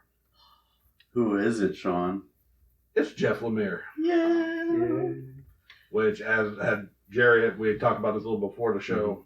He's happy I'm finally going to read a Jeff Lemire book. Yes, I Well, am so excited. And you're going to read a Jeff Lemire book about him writing about Canada, Mhm. which he does. He does in a lot of his shit. Yeah, I he's did not from know that. Canada, Okay. and a lot of his Like early Essex, books. Essex County was all in Canada. Whenever he did Justice League United, Yeah, it was or, in Canada. yeah, it was originally going to be Justice League Canada because they started off in Canada. Yeah, That last page there, was that the new artist? yeah. Yeah. Okay, and that was in Canada. Yeah, it shows that's probably like the opening page. I'm Or really so. rather surprised Nice. that Mark Millar's turning over this license to That- anyone else. But I mean, if you're going to turn it over to somebody else, Yeah, Rick definitely. Remender, Jeff Lemire, or Colin Bunn. Or somebody like that is And I'll be honest too. Like, I mean, I've enjoyed Kick-Ass and Hit Girl up until honestly these current runs. Even Kick-Ass, I haven't even really spoke on because it's just. I think I talked about the first issue. Yeah. And I'll be honest, I like Mark Millar's work for the most part. I've read a lot of his stuff. This one, I don't know if the man's busy because I know he's working on the Netflix deal. Mm-hmm. It feels, I ain't gonna say phoned in, just not the passion I felt he had in the older ones. Mm-hmm. So what I'm hoping, at least with Hit Girl, we'll see where he goes with Kick-Ass. If it does if he just wants Hit Girl doing a world tour of carnage and destruction and give each a different writer a 4-issue arc, I am down for this idea. Yeah. Especially if he keeps going like Jeff Lemire level and some other you know, Mhm. I'm sure he's got contacts all over the comic. well, I mean, anybody's going to want to play in that world. It's a well-known. Yeah, and it's just fun. You have a psychotic little girl who kills people efficiently in bloody manners. So I'm with you on it. I didn't love this volume of Hit Girl, but I like this last issue quite a bit. I thought it It was wrapped up nicely to an okay story. yeah. It was That's And in Colombia, which I wanted, maybe because me being half Colombian myself, I wanted this story to be, and it was, I mean, it was dark, it was gritty, it was sure, but it just, Hit Girl fell off. it I was guess you could say her manipulating someone else. I don't know. I don't know. It didn't click with me. the first 3 issues were, as you say, I You will know, they were average, but that last issue, it hit for me. I mean, it's not a fantastic issue, but it's what you expect out of Hit Girl. Right. It's just that when it's the last issue to an okay run. It It's is. But it wrapped up decent. Yeah. And actually, a big shout out because at first it was coming off of JRJR from Kick-Ass run. Yeah, he did the Hit Girl one too. Yeah. The Ricardo Lopez Ortiz art at first it's a very stylized style of it, but by this end of this issue, and now I look at the next artist who is a fine drawing, but now I'm like I've gotten so used to Ortiz that I like it. It's like now it's changing again. Yeah, the art really did shine to that in me. I mean, Ramita's got his own style too, Which I like Ramita's style. Yeah. It's fine, but like I said, but I kind of grew to really like Ricardo's art. So Yeah. If you've been reading the Kick-Ass and Hit Girl books before, go and pick it up. I Yeah. mean, it's not terrible, but I just don't feel it hit as hard as the other ones did. Yeah. But with Lemire jumping on, might be even more. Yeah, for sure. Can only go better, I would say. Yeah, I mean, at this point, it can only go up. Or I'm going to blame you two for hyping up Lemire so much all this time. I'm fairly certain we'll get a good story. Yeah. It's just kind of funny because I haven't read Kick-Ass or Hit Girl in a long time. I haven't picked up the new renditions of them or anything. And I don't know that I even finished Hit Girl 2 or Kick-Ass 3. I have those in trades if you ever want. Yeah, I might be interested in it. I'm definitely going to be picking up the Jeff Lemire stuff.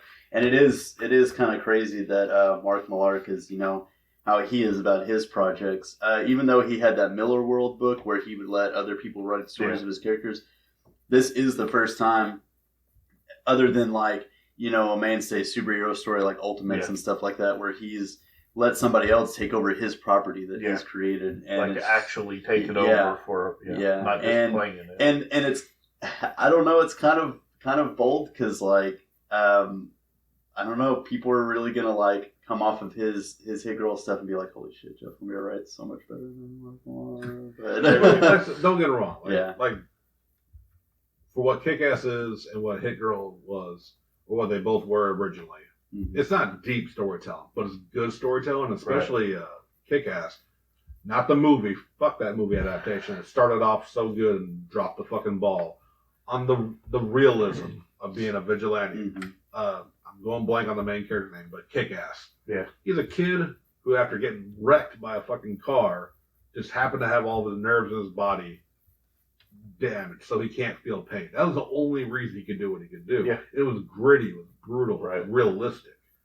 And Hit Girl, she's fun. She's a fun side character, and maybe that's kind of the issue with this one. With her is now kind of what I talked about. When you have a perfect hero who has almost no flaws, kind of boring. Yeah, Dave Lazuski. Thank you. I knew it was Dave something, but Dave, right on. So I'm still on it though, because like I said, I've loved Kick-Ass from the jump, and I like Hit Girl too just as much. So, and I'm looking forward to reading a Lemire book and judging Jerry only. If it's not good. I'm very excited about it. You'll want to borrow other Lemire books. I'm sure I will.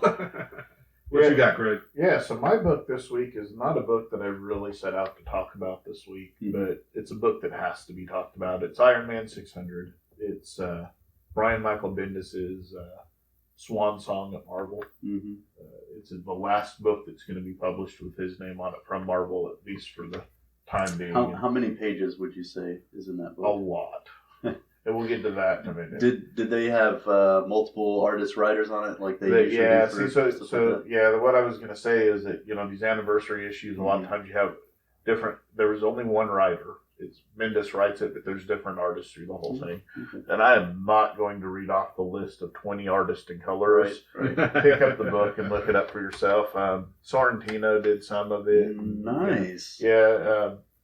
So I am about 1,000% positive that our buddy Dalton has never been so happy to see somebody leave a book before as he's going to be to have Bendis lead this book. He loves Iron Man, and he has hated this run of Iron Man, unless something's changed since the last time I talked to him about Iron Man.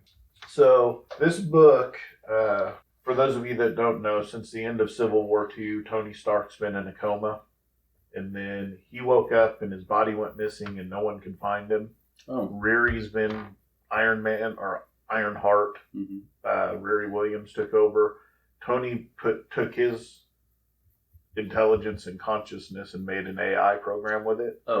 And that's who's been her AI instead of Friday.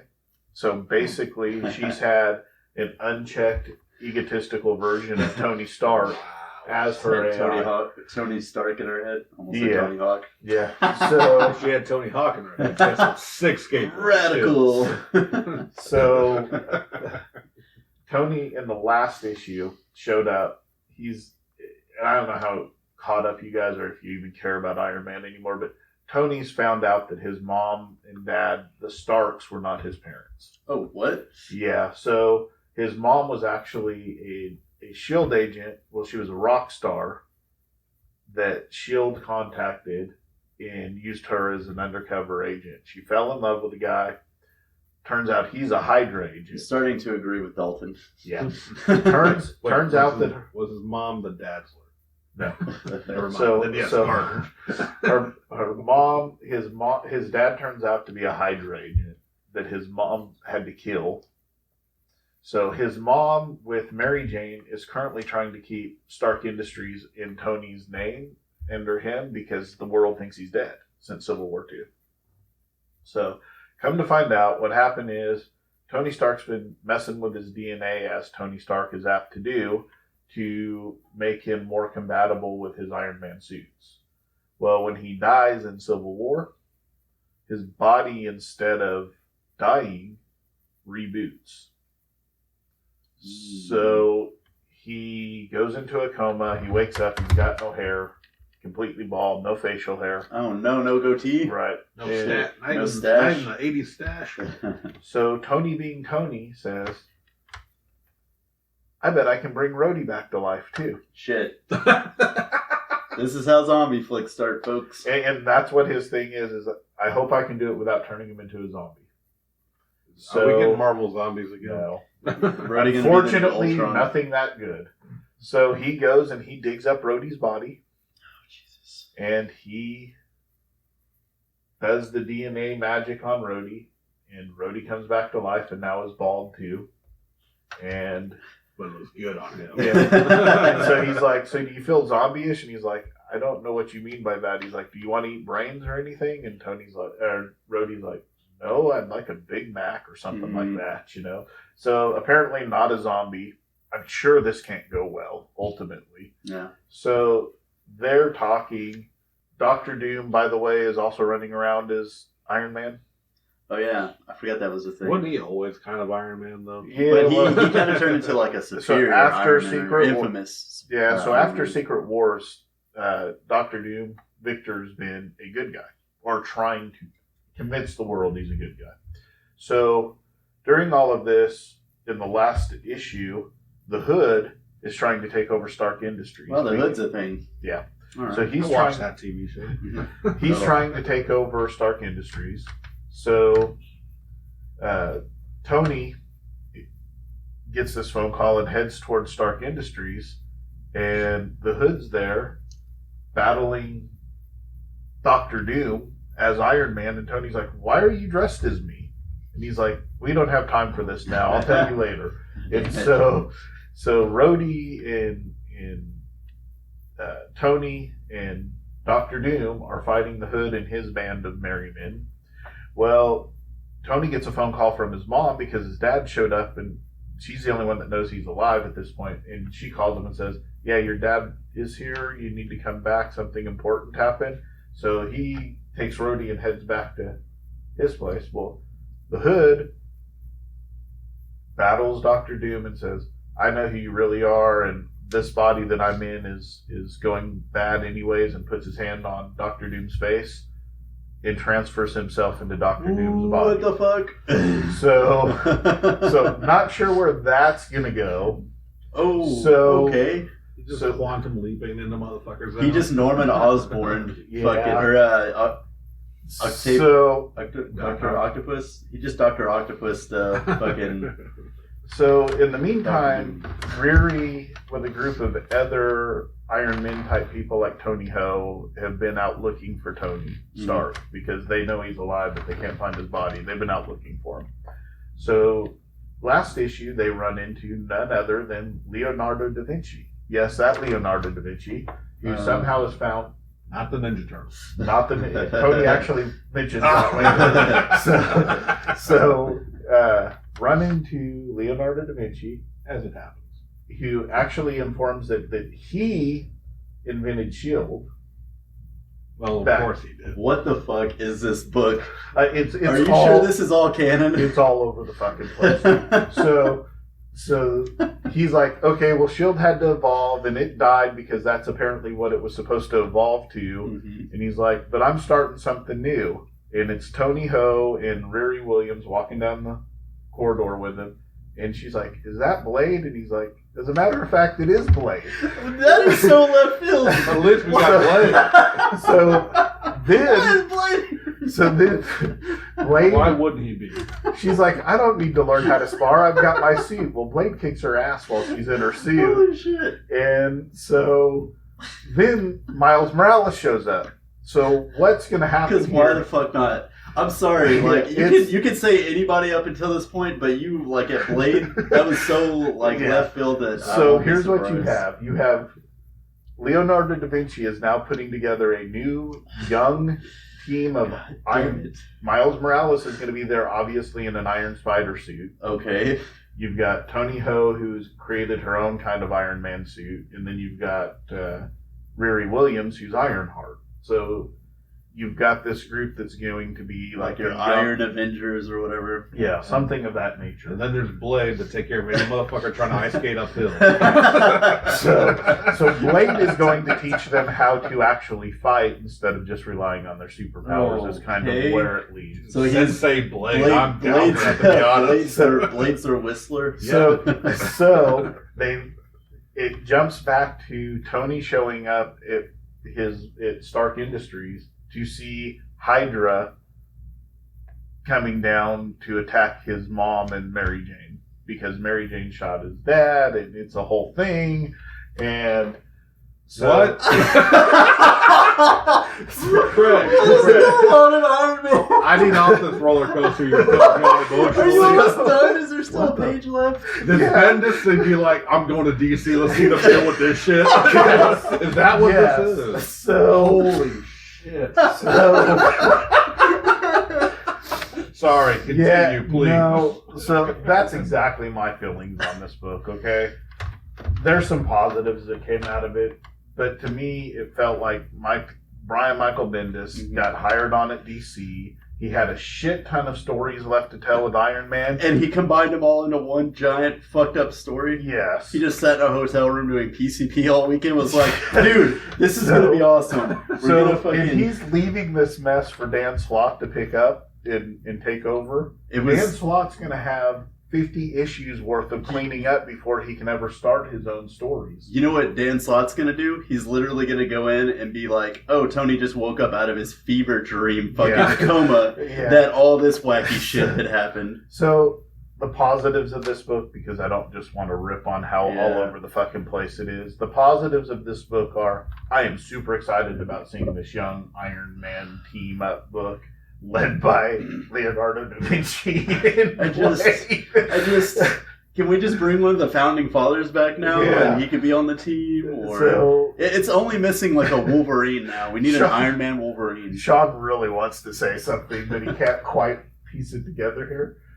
Is it bad that you've almost sold me on this book? I think I might jump on this book. As chaotic as this last issue sounds, it wasn't a horrible. It wasn't great. Don't get me wrong. Don't make me buy an Iron Man book. I've never liked him, but that sounds so batshit insane. It's starting to sound amazing. I'm super excited about what Dan Slott may do with this character now. What he's going to do with Iron Man at this point. And I'm not sure.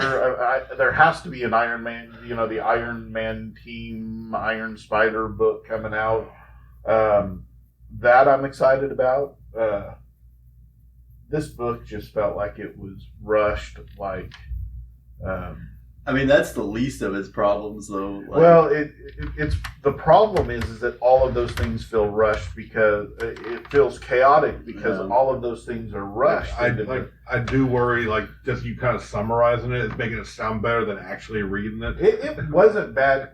To me, the big problem is with. The biggest problem I had with this book is apparently Tony now has the keys to life and death, and he can resurrect people. I mean, am I the only one that's thinking that Tony Stark's only like one bad day away from being a supervillain? Yeah, definitely. Or Dr. Strange going to come talk to his epic facial hair, bro. You can't be playing this shit. Yeah. So now, leading to the last page, since you brought that up. Oh, yeah. I'm just going to open this up and show you guys. Jesus. It says the future because it's talking about Tony. Roller coaster. Yeah. My emotions. Well, this is somewhere in the future, and somebody's at Doctor Strange's house looking for Doctor Strange, and they're like, he says, Doctor Strange, and he says, well, I haven't heard that name in a long time. Fuck me. And Tony Stark, at some point in the future, becomes Iron Sorcerer Supreme. Nope. You lost me. You lost me. It's too far. Bendis Jump the freaking shark. So Nope. Done. it seems like one of those things where like Tony has turned himself into a virus and that he can go through and infect other people's He bodies. made himself a god. This book, guys. It's not like gonna, I said, take down Tony. No, I guess future we know he's fucking Doctor. if it wasn't something that I felt needed to be talked about because it's Iron Man issue 600 and it's Bendis's Well, I'm farewell. glad you did, but my god. It doesn't. That last page, I was like you, Sean. I was like, it's got some flaws. It's rushed. Some flaws. And then It's got some flaws. We're hitting Then that we so get to bad that it's last good. We're page, getting this yeah. Evil Dead craziness I vibe. got to And that then last that. page, and I'm like, Tony Stark is now the Sorcerer Supreme. Mr. Science himself has become the Sorcerer Supreme. You have to hand it to Bendis though, because nobody's gonna forget him leaving this book like this. No, I in mean, this batshit insane Dan way. Slott has to just be going, what the fuck am I supposed to do with this? Alternate reality. Yeah. Fever dream. Like Barry But see, said. here's a question that I had this whole time. You're talking about these new Iron Peoples. Whatever happened to Iron Lad from Young Avengers? That was Well, the thing. So I'm I'm gonna say all of that stuff was retconned during the last Secret Wars. But if we haven't seen them, Well, but here's the thing: Iron Lad wasn't like an actual person; he was like an AI. So he was like made with Ultron technology, but he was like There's a lot of that. he had the Iron Man persona. well, while we're talking about AI technology, we have an unchecked Tony Stark ego out there as an AI. Yeah, that's true as well. Do you think that's gonna combat him? Well, the one thing is that This is so bonkers. that AI narrates this whole book. Yeah. And he's like, you might be thinking that I'm going to become the typical You're probably AI. wondering how I ended up in this situation. No. he's like, you might be thinking why me being Tony Stark's ego unchecked with all of his knowledge is not going, why don't I just kill humanity? And I kind of like humanity for the mess that it is. And I realize that I am what I am, and I was just created to be Riri's AI. And that's my job and nothing more. You're probably wondering why Doctor Doom is teaching a bunch of fledgling Iron Man along with Blade. So one And thing it did Leonardo show da Vinci. about Doctor Doom is he goes back to his castle in Latveria, Mm-hmm. and he's like, what's going on? And you just like see the castle, and it explodes in the background. And another thing that's been going on with Doctor Doom throughout all of this is he has a girl that he has worked for Tony Stark before he went into a coma. She was a doctor, scientist for Tony Stark, and he's been kind of seeing her. She's fallen in love with him, and against all of her better knowledge of who he is, fell in love with him, and she is pregnant with Doctor Doom's child. So that's out there too. And a Doombot. Oh, there's Doombots galore. Listen. I'm already putting us in getting ahead of ourselves. Yeah, let's go ahead and get ahead of ourselves. Because I hope it's not gonna happen, but I hope fucking hold on. I can only hope that Spider-Man number 800 is that fucking batshit insane. Yeah, Because that's what I'm excited to read. Is that your next book week. for next week? That is my book for next week. Yeah. And I mean, you had to talk about Iron Man, and I feel like it's going to be a huge letdown if we don't at least see Blade once, or somebody from like the past, like Either Michelangelo or Raphael or another Ninja Turtle will be a part of it. I'm going to be so let down. But Spider-Man number 8 Hunsky comes out next week. It's Dan Slott and Stuart Immonen are joined by many of the artists who made the last 10 years of Spider-Man so amazing. The biggest Peter Parker Norman Osborn story of all time unfolds one 80-page story, the scope unmatched in comics. Who lives, who dies, and what scars will Spider-Man bear from here on out? The only reason I got on this fucking book, I love Spider-Man, don't get me wrong, but it's always been his cast of side characters, Flash Thompson, that's really got me interested. I mentioned Flash got the anti-venom symbiote serum, whatever, on him coming off of Venom Inc. So then they decided to put him into Amazing Spider-Man, which I'm still trying to backtrack and get all the issues of. There was some crazy shit that went on in 799 of ASM that I wasn't like crazy about, but I'm sticking with it, of course, just to find out how it resolves itself. Norman Osborn got the Carnage symbiote, and he is running fucking wild. Normie Osborn. Norman. Yeah. Normie O. Norman has the Oh, yeah, and in the last issue, Yeah. he gave it to his grandchild. yeah. So... Normie. Yeah. Normie now has the And Carnage. he's got like He's the like 8 years the old. pumpkin bombs, but he's put the symbiote on them, so now they're like sentient pumpkin bombs and shit, and they'll latch on, like bite onto Yeah. people and explode. So, but I'm kind of sad now because I don't think I'm gonna get Leonardo da Vinci or Blade in this series. So we'll or see. Doctor Doom in, We'll in the hood. Or Yeah. Iron Strange. Yeah. And then another thing that this issue marks is,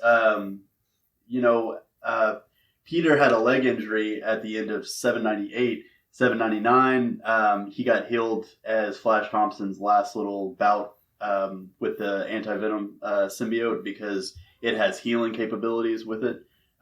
We don't know if he's done with that symbiote or not, but Peter's healed, and they're announcing that he's back in the black suit. And Craig and I have talked about it many times that the Back in Black series after Civil War, before Brand New Day happened, that's basically his symbol to the villains that it's He's no not holds fucking bars. around anymore. Yeah, he's done. You've gone playing too around. far. Yeah, and he's crossing that line. So Yeah, he's still Spider-Man. yeah. But when he puts that on, unlike Batman changing his suit, Mhm. Batman still isn't going to kill. Yeah.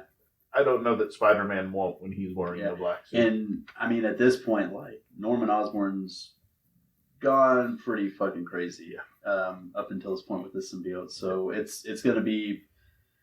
I'm looking forward to the issue. Yeah. We got for it, Sean. Actually, my book next week, no surprise to anybody, is Savage Dragon. And because, I know I've talked about it here and there if anyone's been following the story, or if you actually are one of the 3 people who reads the book with me. A lot of stuff's been happening with Dimension X, which is basically their portal to all the alternate dimensions, where I said they're trying to find the original dragon in an alternate world where he's not a crazy fucking alien murderer. Mhm. But this time now, though, and Malcolm is going in there after Angel, one of the girls that had been in there trying to find, had been in there trying to handle some other issues, but are now off to find Dragon. But if you remember what I talked about, or if you've been reading, they found the alternate version of Malcolm's mother, who was the heroine Rapture, who died in the main universe. So now in this alternate reality, she basically gets sex slaves for an alien race that she works for. So he's going in Dimension X, and on the cover you see that he sees Rapture. So he's about to see the alternate dimension version of his mother, his dead mother. So honestly, I think it's going to be an interesting story. And it's been building up to ever since they introduced the alternate Rapture, you wondered if she was ever going to meet the original Malcolm. So, Starring Blade. Leonardo Guest da starring Vinci. you know what? It won't be called Blade. It'll be called Knives or something. But Larson ain't ashamed to take some ideas. Yeah. So my book this week is Pestilence. This is an Aftershocks comics book, and this one is Volume 2, and it's actually got its own subtitle. It's Pestilence's Story of Satan. And so those of you, Pestilence, of course, published by Aftershock Comics, created by Frank Thierry, Oleg Akunev, and Tim Bradstreet. And if you mispronounce any of those names, feel free to come on this podcast and fight us about it.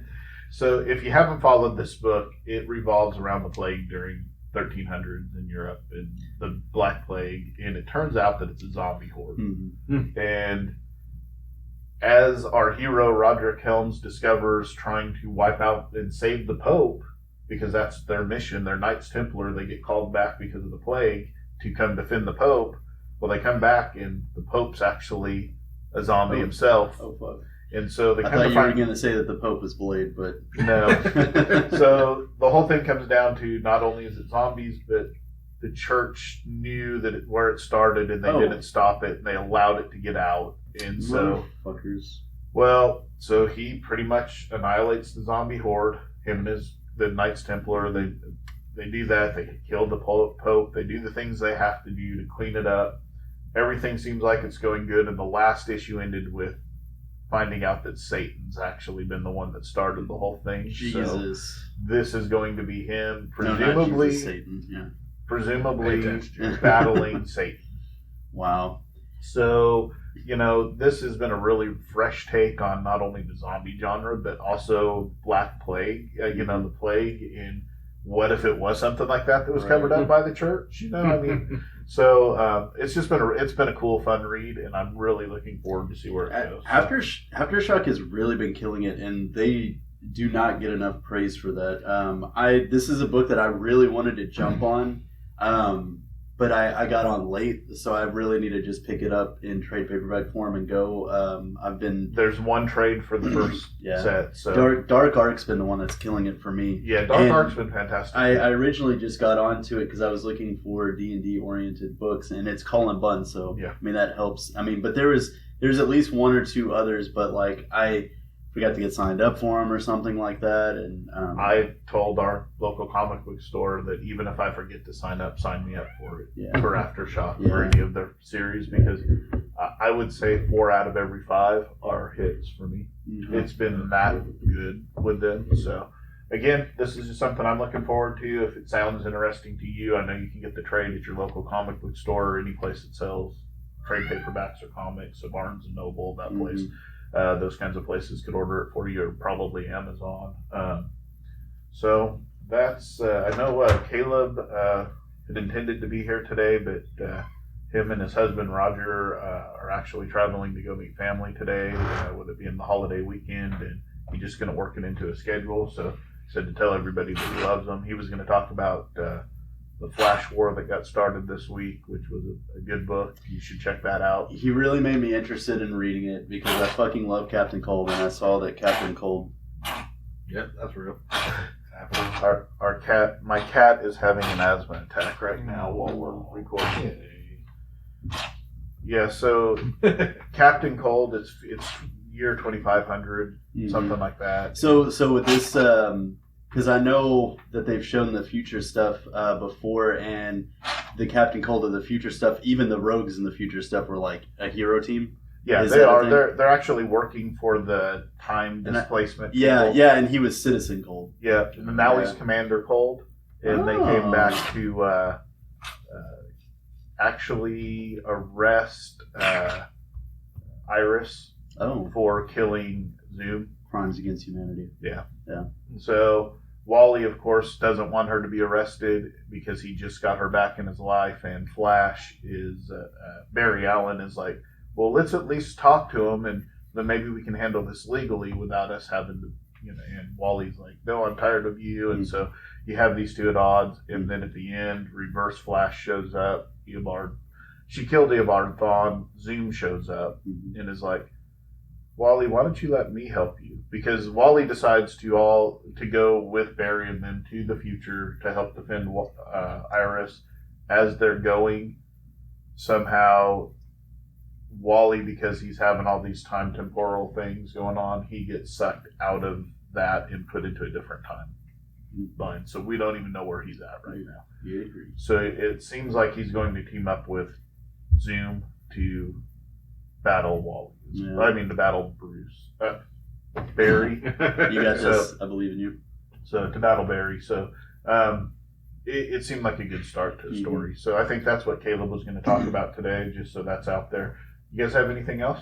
No, I was just going to add on to what you were saying. That whole time, the police or whatever that were the rogues. I think the first story that they appeared in was actually I don't know if you remember the Top, but he had he was a character that could create kinetic energy and move really fast, and he had some crazy like story going on where like he was turning evil and stuff. Like he went good and then he was turning like really fucking evil. Yeah. And I think they were coming to stop him, and because some shit that he did that changed the timeline. And they ended up making him fucking worse. So I don't know. It's pretty crazy that's when you're kind of fucking where with time travel. Yeah, Barry's like, what did you do to Wally? I trusted you that we could do this right, and now Wally's missing. So and Commander Cold's like, I didn't do it. It just happened. So who the hell knows? So it'll be interesting to see how it goes. Well, guys, if there's nothing else, let's wrap this up. Find us on Facebook, Twitter, Instagram. Give us a like, give us a follow if you haven't already. Join in the conversations with us. We put news and pictures and things like that out for to try and interact with you guys. Interact with us as much as you want. Get on iTunes or wherever you listen to us from, and give us a like and a review there as well. It'll help with our algorithms and getting us out there in front of more people. Yeah, and hit us up on Facebook if you have an idea of what other wacky, zany characters you would like to see in this upcoming Iron Man team. Yeah, I mean, honestly, just let us know who else, because Who I'm else sure could- they can get them in there. Who else can they pull out the random ass hat? Yep. They're in there. Yep. So, if that's it, guys. Actually, one more thing. If you've enjoyed this Hulk-free, no Moon Knight mentioning with Caleb gone, if you just really think it's been excellent, just let us know so we can hurt Caleb's feelings. Oh, that's mean. Yeah, That is so mean. We miss him so much. And, I hope that we're actually recording, because he's always dealing with all the technical it stuff. says it is. So What'll be the thing is if I don't accidentally erase it when I go to save it. yeah. So that'll be a thing. we miss you, Caleb. Sorry you couldn't be here. Yeah. So okay. There's a lot of people that weren't listening. They stopped listening as soon as we did the intro and mentioned that Caleb wasn't here. So True. it's kind of a bummer, but it's okay. All right. Well, go forth and read comics And love some comics. and love comics. Go forth, read and love comics.